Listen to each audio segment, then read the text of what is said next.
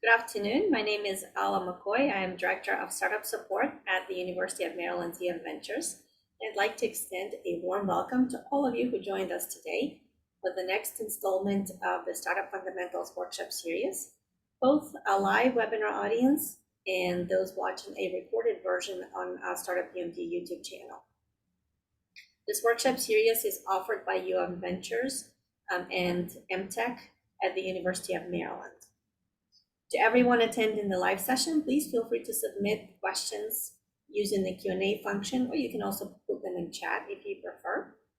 And if you see a question submitted by another attendee that's similar to yours or you like it, go ahead and upvote it, and those questions will be answered first. So this session is recorded and posted to our Startup PMD YouTube channel. So if you would like, you can submit your questions anonymously. And at the end of the session, I will also be able to, you can raise your digital hand and I can unmute your microphone so you can ask your question that way. So today's session is really interesting. It will focus on building capacity of your startup, which is a really important topic and very much overlooked. I'm pleased to introduce today's speaker, Hillel Glazer, entrepreneur in residence at University of Maryland, Baltimore County. Hillel is an operations executive driving delivery, innovation, responsiveness, performance, and growth from startups to multinationals. So thank you for spending your time. I know you've worked with a lot of startups and seen a lot of cases, both good and bad, and we are very much ready to learn from your experiences today. Thank you so much, Ala. Okay, it was frozen for a moment. Thank you so much, Ala. Yes, I am an operations nerd. I am really most keen on helping companies avoid the kinds of problems that they get themselves into, and unfortunately usually spend most of my time getting them out of those problems because they didn't avoid them in the first place. So hopefully today I'll be giving you some of those key ways of avoiding some future problems in your operation, but you have to start somewhere with your operation. You have to start somewhere with how to build your capacity. So that's what we're going to be talking about for the next hour or so, a little less. And what I also just want to point out that I'm a University of Maryland College Park grad from too long ago to be not embarrassed about how long ago that was. And I have a master's also from University of Maryland. So my startup journey started out as a technical person, very technical engineering. And just like a lot of engineers, I did not like marketing, sales, business development. All that stuff was completely, to me, just being paid to lie and make commitments you couldn't keep when someone else then had to deal with it. But that took me to wanting to understand how work got done, which took me to how do we develop, how do we produce, how do we field, how do we serve, how do we get all the things done that we need to do after the sale has been done. So getting stuff out the door, keeping customers happy, and all that became my life's work. And so where we are today is looking at how does all of that operational stuff look when you're just a startup, and how do you avoid the problems? So that that's really what our discussion is going to be about. Feel free to put questions as Ala suggested.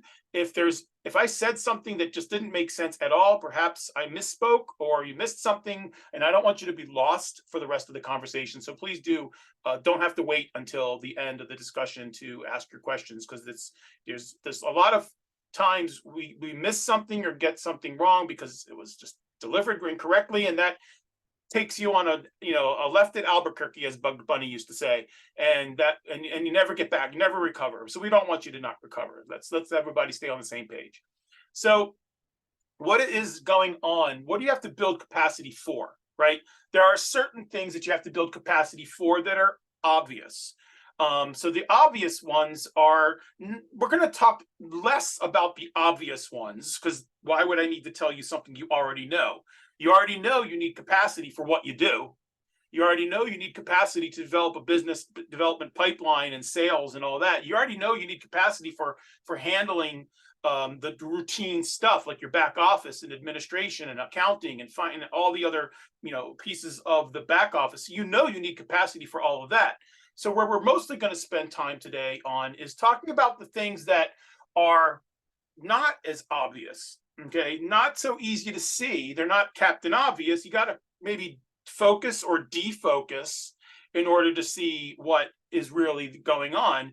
I don't know if everybody can focus or defocus to see what's in this blue image, but there actually is an image in there that you can see. But sometimes you have to look at it in an unexpected way or unusual way to see what is there that is right in front of you. It's right there, but it maybe not so obvious. So sometimes it's a matter of looking at things a little differently. And I'm hoping that by the end of this lunch hour, well, it's not lunch hour if you're watching it on YouTube, but you know what I mean, that we will have given you some ideas of what to look for that may not be so obvious and how to see it in a way that may not be immediately available.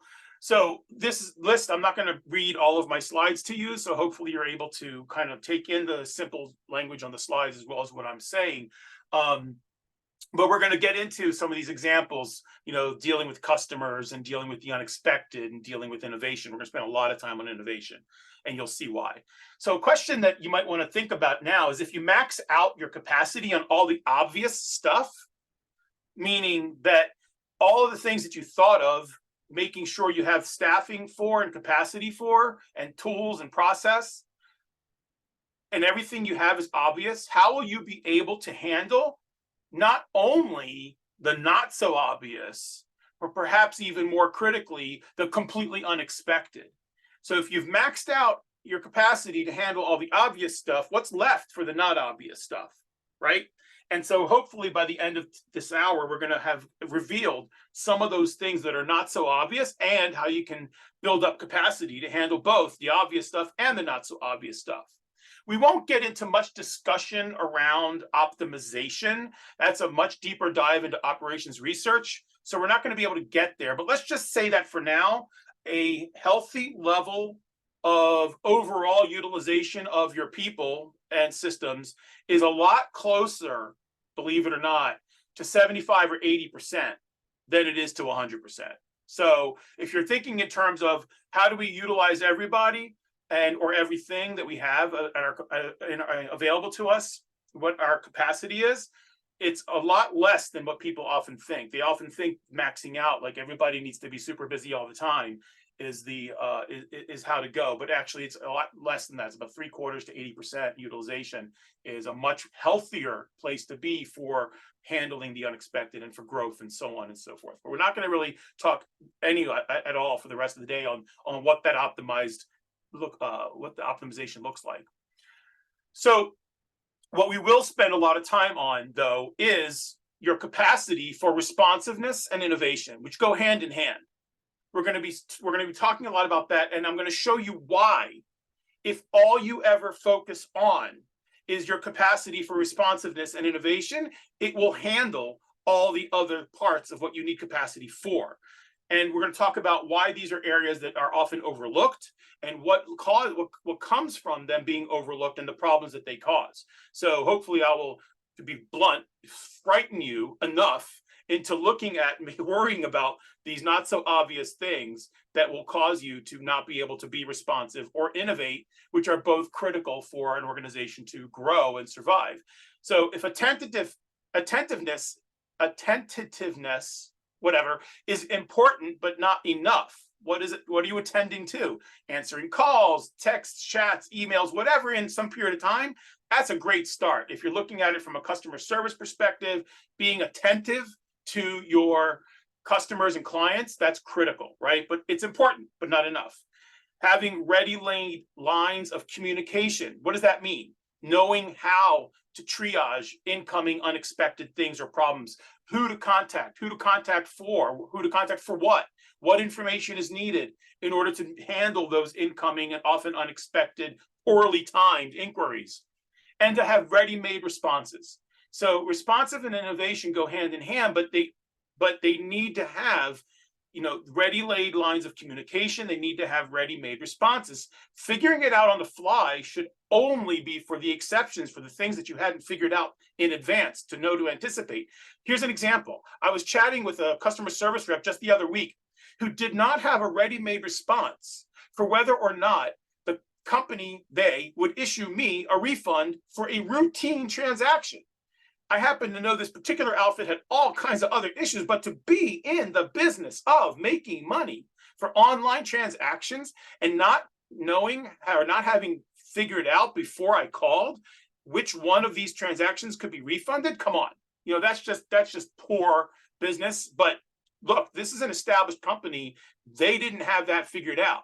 So it's not just for startups, and it's not just something that you can take for granted as a startup, that it'll figure itself out, or you'll have this. These are things that you need to be ready for, because then they weren't being able to be responsive, and of course they weren't having any kind of innovation in what they were doing. So what is it that you need for responsiveness and innovation? If you were at my seminar, the previous one to this one, then you know the answer. This is the only picture I'm going to use from the last one, so don't worry, you're not going to get a repeat of last week. So for everyone who's new to this seminar, you might also benefit from going back and looking at last week's hour. But what you need for responsiveness and innovation is to shorten the time between an event and your ability to respond to that event. And I'm not kidding. You master this one principle and it will transform your business for the better. So you might ask, what do you mean by, okay, shorten the time? I get it. Okay, something should take less time. But what do you mean between an event and a response? What's an event? What kind of response? So I've got a convenient short list of examples. So these are obviously by no means, what do we call it, collectively exhaustive or mutually exclusive if you're a math nerd. What type of thing? Customer complaints. Okay, you need to know how to handle the majority of those complaints. You have to have figured a lot of that out, or you will spend an inordinate amount of time figuring that out on your time, of course, and on the customer's time. Neither of you are going to be terribly pleased with how much time that takes. Errors in the development or production of what you do. Obviously, those are, we can call bugs if you're in a software or in some hardware positions. So you have to be able to know how to root out those causes and put the corrections in place. Here's something that we often overlook. This is a very commonly overlooked example of an event, is you made a change to policy or what you market you do. And I have an example of this a little later in the presentation. And so how do you respond to a change in policy? Well, you need to follow through completely when you make those changes. You don't want to set a level of expectation that you dreadfully don't meet, or do something worse, is expect something else from the customer that is going to only they have to do something to meet the expectations. If you change a policy or how you do business, or something that you're creating an expectation from your customers, and you don't fully follow through yourself, that is a very bad place to leave yourselves and your customers. And in this just short list of examples, any kind of changes in the market, you want to be setting yourself up. You want the capacity to respond to changes in the market, whether that's right sizing the buffers that you have in terms of capacity or inventory or amount of work that you can handle, or you need to be able to innovate rapidly because the market went this way and you were planning to go that way, but now you got to turn that way really fast. There are other changes in the market, like competitors make moves and opportunities present themselves and supply chain issues from a pandemic. And there's all kinds of reasons that you need to be able to respond to those changes in the market, even when they're not of your making, but they're certainly going to affect your business, so you can't ignore them. Here's some deeper dives into a few of these examples. Here's a scenario. Scenario one is about inventory.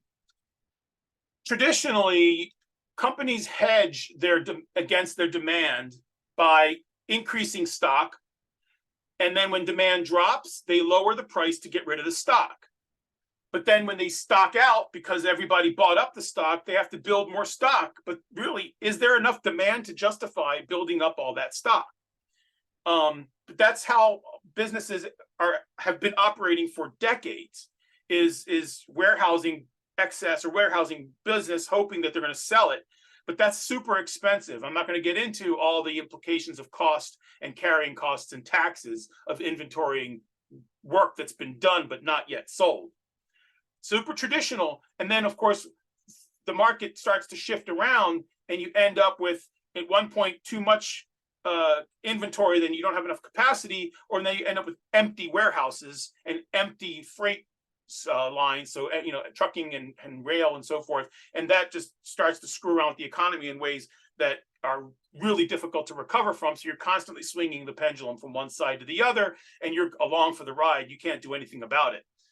Or you can do a much more responsive approach, where you create and you have the capability to control your own demand without relying on what's in inventory. You can control through pricing, through quality, through how quickly you can deliver and how much you can deliver, and guaranteeing delivery dates. And you can actually you can control through the direct in data of the consumption of what's being happened, and you can plan for that back at your wherever you're doing the capacity. Now, I know this example is really full of like a hardware product line, consumer kind of thing, but believe it or not, these exact same principles apply whether you're providing, staffing, or you're providing other kinds of services, or you're just a software development company or IT services. There is a proxy or a metaphor that will work for you, even when you're not in a inventory kind of hardware or physical goods business. Make sure I didn't accidentally push the button. So another scenario, onboarding. Okay, what I mean by onboarding is getting from after the sale to using your product or service. That customer onboarding, not personnel onboarding, although there's some parallels to personnel onboarding. I'm not going to go there. I'm just talking about customer onboarding. And traditionally, your onboarding customers is a major time suck. Okay, you have a choice. You can hire more relationship managers to help with the onboarding process, or you could use existing staff to handle the onboarding. Those are the typical two go-to approaches to deal with how do you get people from the sale to on board where you can build them on a regular basis. Well, the questions then come, if you're following these traditional approaches, what do you do with those additional staff when they're not onboarding? If what you hired them for is to onboard, but you really don't need them anywhere else. So that's not an efficient way to hire. Certainly if the hiring process were smooth and easy, which it's not, it still doesn't really work out, because so now you spent an inordinate amount of time looking for these people, bringing them into your company, and now you don't have much for them to do once they're part of the onboarding process is done.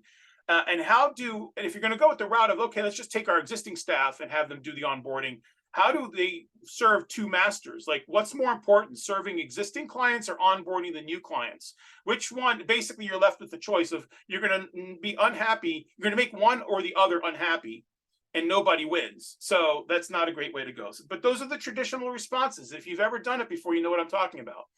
So a more responsive approach might be to move those onboarding tasks out of your business, more or less. You make the onboarding process an earlier step in the relationship, whether that's through automation or kinds of systems, or collecting data up front, or just being completely innovative with the process, or eliminating steps in the process at all. Where a lot of times that's what we forget, that perhaps what we need to do is there are steps that we don't need, or there are steps that we can make part of the sales process or part of something else earlier, that it would be much more cost effective to invest in doing it sooner than waiting for them to actually onboard. Perhaps even doing something before the contract is formally signed, because even though there's a risk that the contract might not be signed, you can parameterize whether that risk is enough to just start doing it anyway. So there are all the different ways that you can handle onboarding that are not the two traditional ways that I included in the list on the other side. Just two more scenarios, scenario 3 and 4, saving the wrong dollar. So traditional approach, let's use an example of a convenience store that has automated car washes. I'm sure we all know of a convenience store or gas station that has an automated car wash. Well, the traditional way would be the actual manufacturer of those car wash systems would sell the whole system to the store and just say, okay, here's a system, we'll install it, here are the keys, good luck. And that's what they do. And that's the traditional approach. It's super maintenance heavy, which is, not my problem. I sold you this machine. Now it's for you to take care of. So that's not great, but that's traditional because sometimes the stores think that that's what they want. So they sold them what they wanted. And of course, customers will often buy the ticket or whatever for the car wash in the store because that's what the store person thought, well, if I have them in the store, they might buy a soda and that's where I'll make my money. And then so keeping them in the store is a good idea. And then besides, it's a loss leader to begin with because I really don't expect to make a lot of money with this. I'm just trying to attract them into the store. Well, that's pretty traditional and it makes kind of sense. Unfortunately, there's a person or a constituent stakeholder to this entire business that is completely left out of this entire equation, which is the customer themselves. Do I want to go into the store? Do I want to not get a car wash because the store didn't maintain this car wash properly and now it's dead? So this entire traditional approach cuts me as the customer completely out. On the other hand, the more responsive approach is where the manufacturer partners with the store. They simplify maintenance, include maintenance in a service contract with the store, making the manufacturer responsible for maintaining the maintenance. They split the costs or the profits, if you will, of it, and they add credit card processing at the point of sale, which means you drive up, you put your credit card in, you go get a car wash. And surprisingly enough, not only does it save customers time, but it becomes a profit center for the store. Because invariably, some percentage of those people are going to go back into the store and buy something anyway. So now they've completely removed a lot of the expenses of having the car wash on their premises. They get nothing but benefit and recurring revenue from it, plus the extra revenue from coming in the store. It's no longer a loss leader. Oh, and by the way, the manufacturer makes money because now they got a service contract. Everybody wins, including the customers. So, but did that occur to a lot of these companies immediately? No. Why? They went the traditional route. Last one, information flow. I was referring to this a little earlier in the conversation. The information flow of when you make a change to a process in your own business and you fail to inform the customer. So think of it, I'll give you the exact example, but these are the abstract terminology. A customer-facing policy, such as a loss of a perk or a feature that is being removed or whatever, customers only learn of this change when they attempt to use or receive what they expected. So nothing was communicated to the customer and when there were opportunities to do so. And the reason that wasn't communicated is because some level of documentation was not yet updated. The information from policy or marketing change did not flow all the way down to where the customer where you're setting their expectations.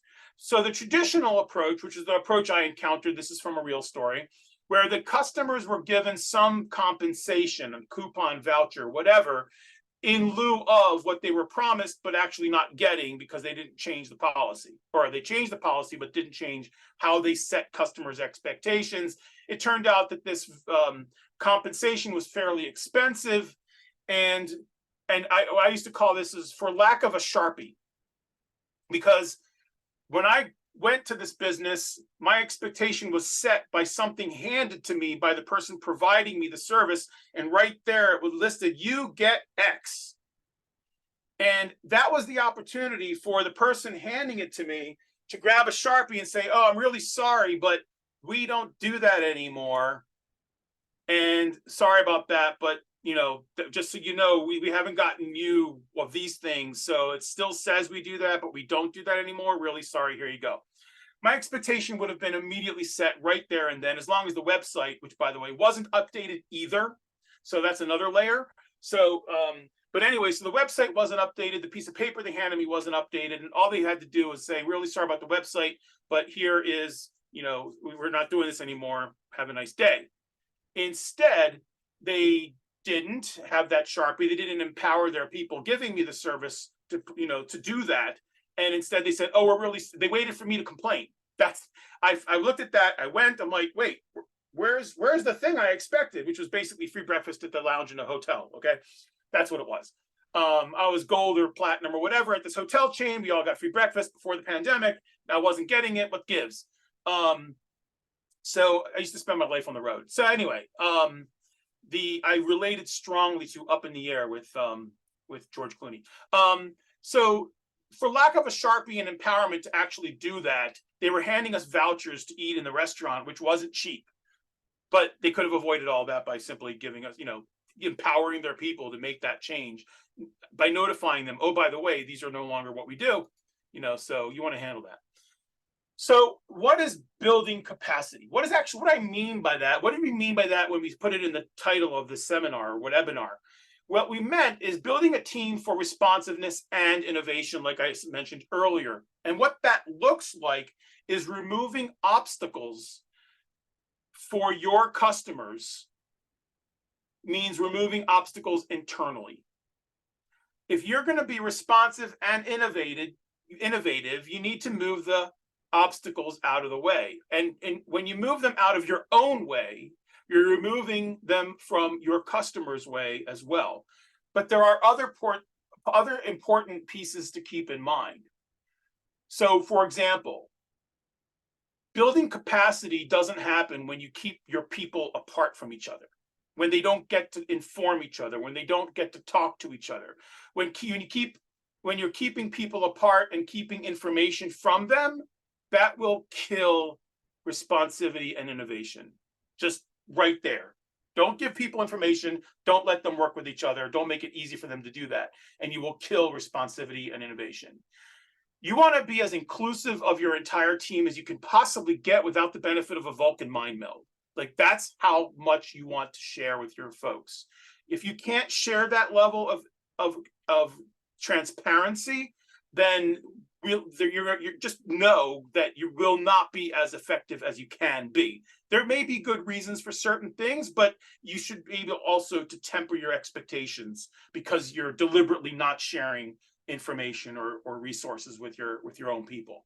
So, but this also gets into some hot topics of the day, which kind of ironically we're not uniquely created now. Like, you want to have as many diverse perspectives as you can get. You want to incorporate as many experiences as you can find. If for no other reason than every human's perception of the world as it occurs to them right now and is absorbed into and fed back to them via the entirety of their prior experiences.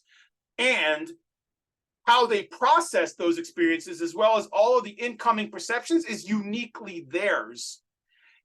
There's an excellent movie that really makes this kind of clear, even if it's in a different context. Some of you know Slumdog Millionaire, when all those experiences were able to serve him on the game show. But this facet of the human experience is what we are talking about when you want to get as many different perspectives as you can. And this is why. Because you can't possibly be as effective. You can't possibly have as much capacity when you're holed up in your office as you can with the combined input of everyone around you. Besides, holding information and keeping people apart requires a bureaucracy. And as a startup, you're just too small to be a bureaucracy. And when you grow, I imagine you don't aspire to be a bureaucracy either. So you're just better off you get so much out of just letting your people talk, giving them information, and getting as many diverse positions as you possibly can. There's nothing but upside to that. And if you don't, then just expect less from your company. So what's not included in building your capacity? What it's not included is simply adding headcount.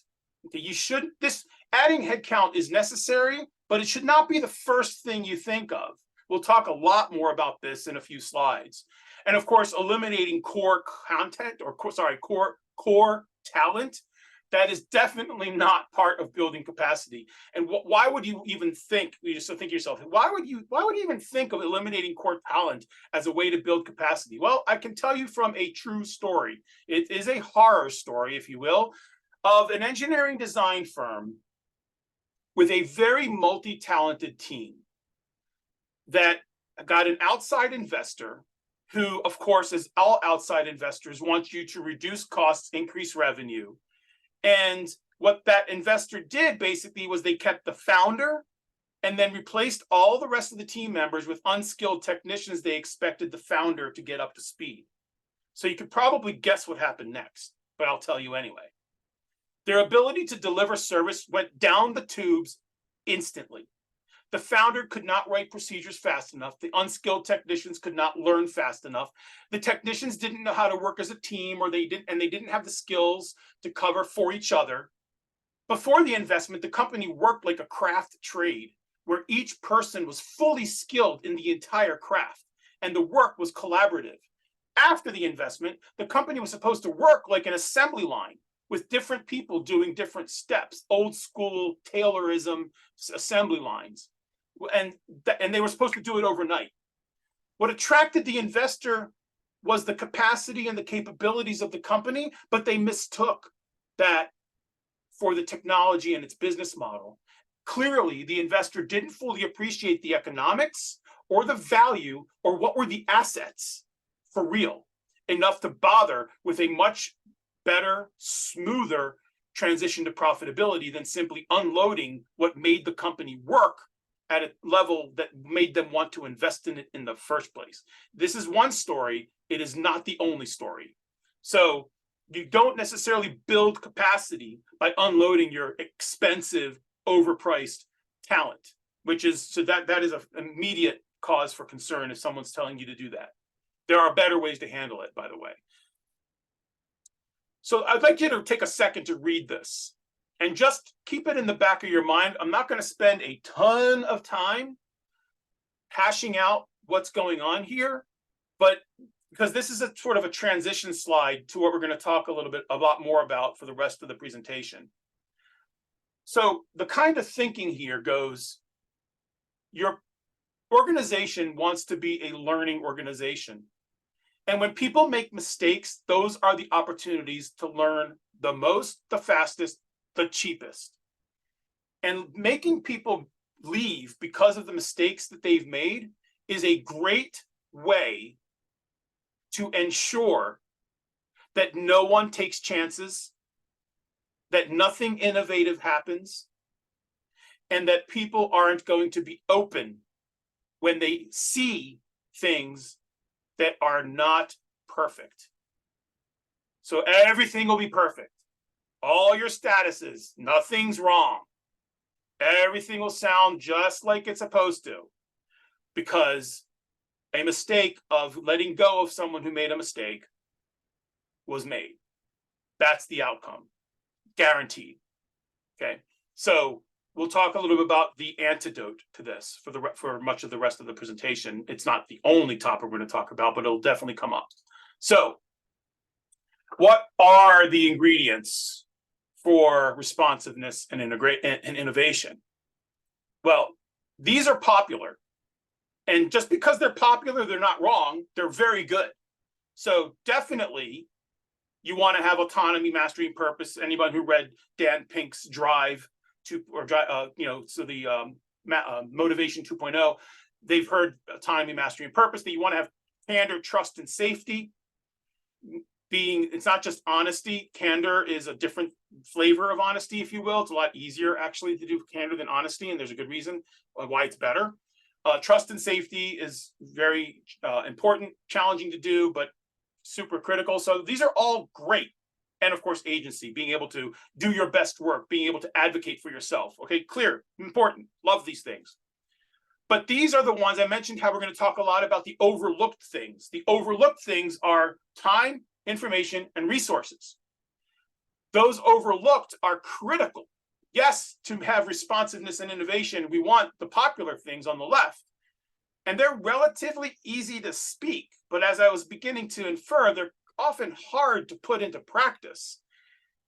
But if you do the overlooked things, the time, information, and resources, those are critical. If you actually give people the time, the information, and the resources, as I'm going to start referring to them later on, the things on the left versus the things on the right may sound familiar to some of you. The things on the left are really important, but if you give people the things on the right, you can't not achieve the items on the left. Problem is, it's a lot easier to give lip service to the items on the left and declare victory, but giving people the items on the right changes the entire game. because it requires often profound emotional intelligence on the part of founders and leaders to allow this to happen. As leaders, to give your people the time, information, and resources, you need to give up fear, control, traditional approaches, and you need to do it long enough until you see it working, and that is really super uncomfortable. But here's something to keep in mind, which may help. You are there to make everybody rowing in the same direction. If you want your people to have ownership in your company's success, I'm not talking about shares and equity, just ownership in the success. You need to actually give them what they need to own it, the information, the time, and the resources to do the work. As a result, you'll get all that other stuff, the stuff on the left side of the previous screen. You'll get all that, the autonomy, the agency, the mastery, that'll come. But if you want people to own it, they can't own it if they don't have the time, information, and resources. And don't you want everyone to have everything at your disposal and their disposal to make that happen? What does that look like? Well, two of many other visible signs is everyone has the authority to stop the line. You may have heard that from dealing with Toyota, for example. We'll talk about Toyota actually very, very soon. Everyone has the authority, but that also means that they fully own the consequences, positive or negative. They're not punished when they either do it wrong, get it wrong, or whatever, but they are also rewarded when it's done right. They own but if you don't give them the entire authority to do it, it won't happen. So problems are going to persist and you won't know about them. Second thing is candor, as I mentioned before. For example, you know candor is happening when the least powerful person in the organization feels free to speak up to anyone. And we're going to see this play out in a couple of examples soon. But before we go there, I want to take us back in time about 140 years to the OG, the original generation, the original version of where it all started. It all started with a weaving company, a loom. In the 1890s, Sakichi Toyoda, with a D, was at the helm of his company's weaving company. And you'll see why this is relevant shortly, so bear with me. Sakichi-san was obsessed with inventing. One of the first things he invented was a way to automate those looms, and then he became one of the first international patent holders for automated looms. This did wonders for the business. More looms could be running without human labor. Problem was that while one weaver could monitor several looms, they had a much harder time catching defects created by any one of those looms. A thread would snap, the loom would keep running, but instead of a high-value, premium-priced, beautiful tablecloth or bed sheet, the loom was now making scrap. Or if they were lucky, they could cut them up into napkins and pillowcases, but at much lower value. They couldn't charge as much. Clearly, this wasn't the weaver's fault. Catching a teeny tiny defect as it was happening was pretty trivial when they were the ones operating the loom by hand. But now that the same weaver was overseeing several looms, which also got bigger along the way, so they couldn't do it by themselves. Sakichi invented and installed a mechanism that at first would simply raise a flag when the thread broke. Of course, you got a patent for that. And then later, the same process would stop the loom right there. So a flag went up, loom would stop. Okay, great. Now the weaver could intervene, fix the problem, maybe repair the damaged cloth before too much cloth had gone by, and then restart the loom. So this is where we get into reducing the time between event and response. The weaver could intervene, stop the time from the flag going up until the restarting of the loom was several minutes instead of several hours, which would only occur between setups. And then they would see that there's a huge pile of scrap. So obviously the scrap rate was cut down to almost nothing. The weaver's value to the company skyrocketed. And you can see how if you cycle through this thought process over and over and over again, you end up with something super scalable, massively profitable, and fundamentally better for the workers, the customers, and the company. Pretty quickly, employees started to make inventive and innovative suggestions of their own. They started to preemptively make changes, and Sakichi realized that the company, himself and the family, they all profited from spreading the information around instead of keeping it in silos and keeping the fruits of the improvements amongst the little groups that came up with them. People who hoarded ideas or otherwise failed to disclose them didn't get very far in the company. Now, clearly, Sakichi didn't think that sitting in his chair in his office, that he could know better than what was going on or what needed to be done than the people on the shop floor than they were, because they were there on the shop floor. By empowering them, driving out the fear of loss or retribution, automating and then expanding and keeping, rinse, lather, repeat, he created something that we now know today as the Toyota production process. People felt great about their jobs, but funnily enough, the real reason he did all this was to make money. Not only that, but his epiphany about empowerment and automation didn't start by altruism.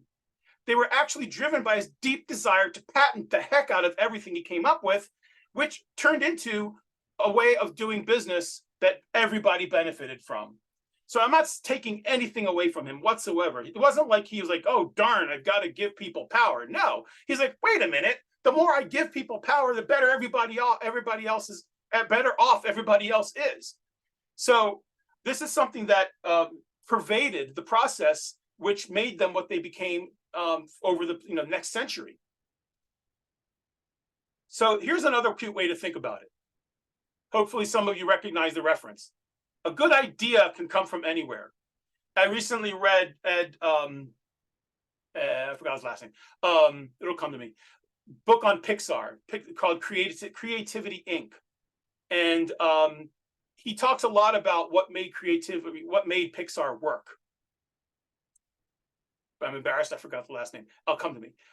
So the notion of, in the movie Ratatouille, that a good cook or a good chef can, anyone can cook, made its way into the movie, but that came from Pixar itself, that a good idea can come from anywhere. So you stifle those good ideas, you're just hurting yourself. So who makes that happen? No surprise, you do. So you make that happen. It's really up to you to create that culture, to create that environment. Here's some examples, and going back to Pixar, because they're great. Ed Catmull, that's his name. Anyhow, people are going to make mistakes. Okay, we talked about that. But if you don't allow them to make mistakes, you can't innovate without allowing people to make mistakes. And if you're not innovating, what is your actual differentiator, please? If you could do everything right the first time, you're probably not doing anything interesting. And if you're not learning from your mistakes, you're literally throwing out the cheapest form of research ever. We didn't land people on the moon on the first space launch. We landed people on the moon only after the 57th space launch on the 58th one. And that was launch attempts. It doesn't include all of the learning that came before Kennedy's famous directive. We learned from all that too. They incorporated those learnings into the program that ended up with people getting on the moon. But we didn't know in 1961 that it would take 57 launches before we were ready for that fateful 58th in 1969. 8 years. In 8 years, we went from barely being able to put satellites in orbit to bringing people to the moon and bringing them back. There are companies still today hacking away at trying to figure out how to make money after a lot more than 8 years. These notions are incremental and iterative. Surprise! These were not ideas that were born with the Agile movement. They've been around for quite some time. Now, as an aside, I can't be sure, but it certainly appears to me that there's a strong correlation between the rise of business schools, stock markets, and deterministic management policies with the drop in appetite for experimentation and mistakes, which may be why today the successful and innovative startups stick out that much more. Compared to what we're all taught in business schools, most of them, what we hear in the boardrooms and demanding of their companies, the successful and innovating companies, they're not following that curriculum. Pixar, for example, had a major complete shutdown and reboot of just about every one of their 27 feature-length movies at some point, despite having regular check-ins and updates. Their movies came out incredible for the most part, not because they just pop out that way, but because they would have very difficult conversations. They would go as a company through hell and back to make those movies amazing, which includes allowing the most junior people having the safety agency to speak up and the trust to tell the most senior people this thing sucks. SpaceX, well, we may think of things of their owner currently, but as far as SpaceX did business and getting to the point where they could land their rockets on a moving ship in the ocean, they had about 11 or so failed attempts, depending on how you count, of their Falcon 9 boosters to land on sea or on the land before they started pretty much landing fairly consistently. Now, they didn't have every single landing work, but here's the thing. They keep trying, even when they know that the conditions aren't perfect. They keep trying. When the ship is doing too much of this, they're pretty sure it's not going to work. Or when they didn't give it enough fuel because the payload was too heavy, they're pretty sure it's not going to work. But they do it anyway because they're learning with every single launch, and then they set up their entire operating model and business model that this process still saves them enough money to make it cost effective to try and learn, even if to the outside untrained eye, it looks like they failed to land. No, they learned from that. So you're building capacity, not just for your customer-facing innovation, but also for innovating on how to best do what you do, which will obviously result in benefits to your customers and therefore back to you. So the question people often are like, when do you need to grow? Like, okay, at what point do we need to grow? Some of you may know Mark Wesker. I don't expect many of you do. Some of you may remember Sequoia Software, which some of you may not, but everybody probably heard of Citrix, because Citrix bought Sequoia Software in 2001 when Mark was the head of Citrix, one of the founders, and he walked away with, I don't know if it was 8 or 9 figures. I'm embarrassed to ask. So when every member of the company or the founding team is working 17 hours a day, that's when you add headcount. This is for very early stage companies. That was his suggestion. I'm taking it at face value. I have not seen it operate otherwise. This is to make your product or service work. I'm not talking about like you need people to put people on stage, on site, and you need those people. That's a different question. So we're getting near the end of our conversation here today. So that means it's time for some lists. What does customer service mean in the 21st century? All companies are technology companies. It's what you do with the technology that differs. That's what your customers, your clients, your consumers, that's what they expect. They expect you to be a business today, not a today's version of yesterday's business. What else? Overlooking those transient states of onboarding.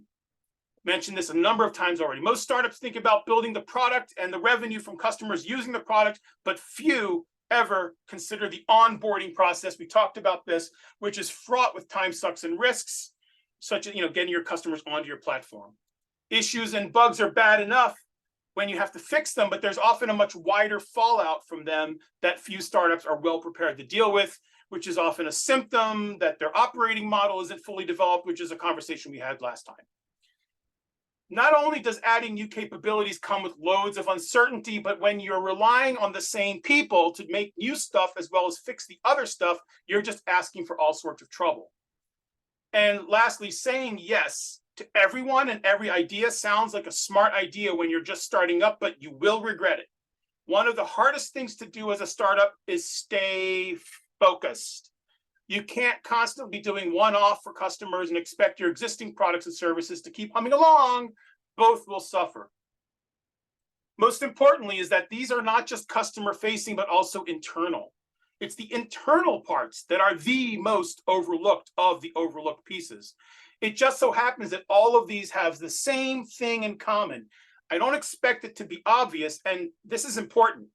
It's not that they have this in common because I designed it that way. They have it in common because this is actually the underlying root cause of all the overlooked considerations. So if you were hoping I would give you a magic pill, here it comes. The thing that is the absolute most overlooked piece of every startup in their ability to build capacity is time. The effects of time. I'll start to land this plane with a few slides on time and some of the contributions time makes to growing your startup's capacity for innovation and responsiveness. So be as clear as possible. You have a business. Value is why people come to you. Money is what happens when that happens, when they buy from you. Money, as we've all heard, time is money. Time affects value. If it's not clear, hopefully it is now. That is very tight. That cycle there is super, super tight. That's why it's about time, ultimately. So you may recall from the 80s or 90s that less filling tastes great, less filling argument, less friction equals more value. We're going to go through each of these examples. I'm not going to read the slide to you. Creating value is reducing friction. Some examples: how do you create speed? We've seen that online ordering at Starbucks, Dunkin' Donuts, some of this started because of the pandemic, and it still sticks around. Why? People like it. The company likes it. Everybody's happy. Advanced scheduling at the Department of Motor Vehicles. I don't know if you've experienced this yourselves, but in Maryland now, you can't walk in without an appointment. If you walk in, you'll make an appointment there, but they're only going to give you available slots, and there may not be any slots for what you want to do. Some of you have checked yourselves out at the grocery, not just through the self-scanning, but on your phone. You can actually just, check yourself out as you buy your stuff and leave without ever talking to someone, stopping, bagging, none of that. And of course, being able to check into your hotel room using an app without stopping at the front desk. Those are some really rudimentary examples of speed, but there are so much more. Not having silos of information. Anyone at Trader Joe's can be a stocker 1 second and a register runner the next second. Any line worker at Toyota can stop the line. We talked about that. An entire Marine Corps squad knows the whole mission. They can't afford to have silos, and the entire cast of a good show knows the entire script. Less hierarchy. No one at Pixar uses their position to shut anybody else's ideas down. Pilots, when they're flying and have their crew and their plane, they have the actual last say in what happens, not the FAA. Everyone in an emergency room debriefs after something going on, and all students should, if you're at a good school, have access to the professor. The less hierarchy, the more information everybody wins. Communication, coordination, synchronization. That's a lot to say. We see it all the time with good sports teams, with what happens at FedEx or UPS or other express mail services. Aircraft carriers, lots of that going on. If you've ever experienced that or watched it or wondered how the heck do they not constantly run into each other. And of course, operating rooms, again, if you ever listened to an operating room, there's a lot of conversation, communication, and people die without it. Parameterizing decisions. That's a little bit more of a handful. I can talk a lot more about that, but the best example of these are like the Ritz-Carlton, where every employee knows how much value in terms of money they can give to a customer, to a guest, before they have to raise it to the next level. And that person has much bigger numbers, and that person above them has much bigger numbers. So your garden variety house cleaning person they can make a $500 decision without having to ask anybody's permission. That's an example of a parameterized decision making. And I used these 2 slides. I lied. There's 2 other slides, from the last presentation. But what does it often look like? Well, on a soccer pitch, everyone needs to know where the ball is, which direction to go, and how much time is on the clock. Given that information, everything else comes secondary. For example, in your business, they need to know what's going on. They need to know what needs to be done, which actions to take. They need to take action without waiting for a permission or for other information, because you need to do it quickly. So here are your takeaways. Here, grow your capacity by first growing your responsiveness and your speed, your innovation and your diversity, the candor and safety within your organization, information and resources available, and most importantly, your handling of time. If you want to get in touch, my QR code is to my Calendly. Here is my LinkedIn and my email address. Feel free to set office hours. I do a lot of I-Corps mentoring and Maryland Tech Council mentoring and TEDCO mentoring, as well as working with startups at UMBC. I'm happy to work with startups pretty much anywhere. So if you've ever done any of those programs, feel free to get in touch. And if you haven't done those programs, get in touch anyway. Thank you very much for attending and for watching. And please let me know if you have any questions. Thank you so much, Hillel. This was such a great presentation. So I don't see any questions quite yet. So while everyone is thinking about it, actually, I had a question and now I don't remember what it was as I was listening to your presentation.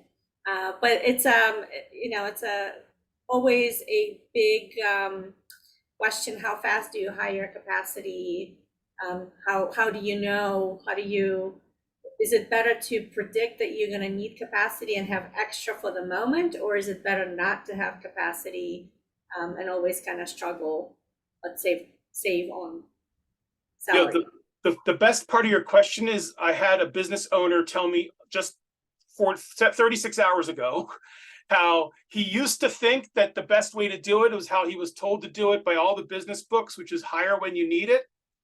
And he said he was always struggling and he wasn't able to grow, and he decided to just hire people in anticipation of needing them. And next thing you know, not only did he immediately find ways to keep everybody busy, but his business exploded because he had all that capacity ready to go, and he didn't have to worry about how was he going to fit all the new customers and clients into his pipeline. He said he never looked back, and his company is now looking at some obviously major growth.